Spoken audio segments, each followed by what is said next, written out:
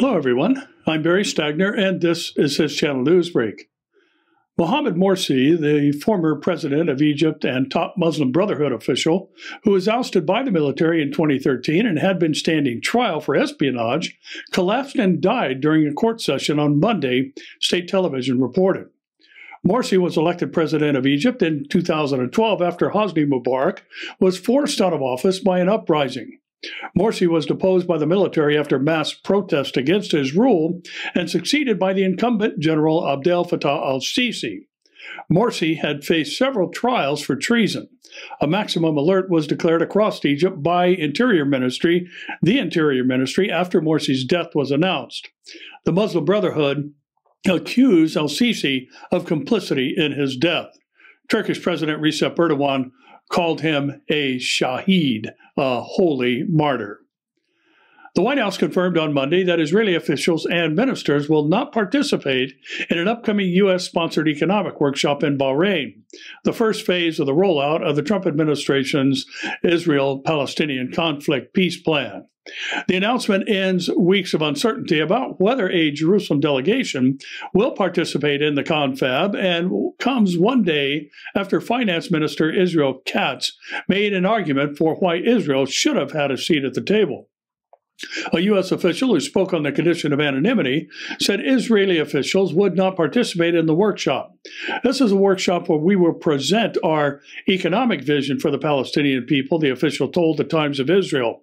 As such, we want the focus to be on the economic aspect, not the political. The gathering, formerly dubbed the Peace to Prosperity Workshop, will take place June 25th and 6th in Manama.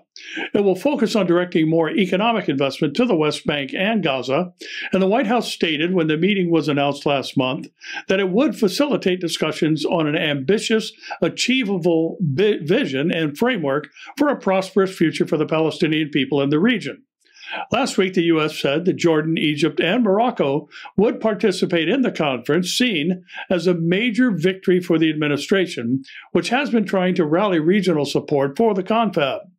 The U.S. did not say who among Israel's business community would be invited, and most Palestinian businessmen invited to the conference have declined the invitation in line with the Palestinian Authority's firm rejection of the conference. PA President Mahmoud Abbas had said the Ramallah-based Palestinian leadership will not attend the conference nor accept its results. He and other critics have complained that the conference places economic issues ahead of reaching a political solution to the conflict. Whoever wants to resolve the Palestinian issue should start with a political issue. Then he can talk about the illusion of billions that they say will be presented to us, Abbas said in a conference late in May.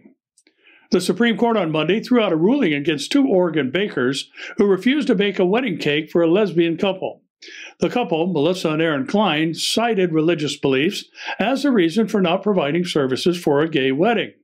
This touched off the latest in a series of such cases making headlines in recent years, and during the court's last term, justices ruled in favor of a Colorado baker in a similar situation, stating that a state body demonstrated improper hostility toward the baker's religion and finding that he violated a state anti-discrimination law. On Monday, the Supreme Court sent the Klein case back down to the lower court for further consideration in light of their Colorado decision. The central disputes in the case, which pits LGBT rights against religious freedom considerations, have yet to be addressed by the Supreme Court. Well, we know in the last days that there will be a tendency to call evil good and good evil, giving us today's reminder to keep looking up.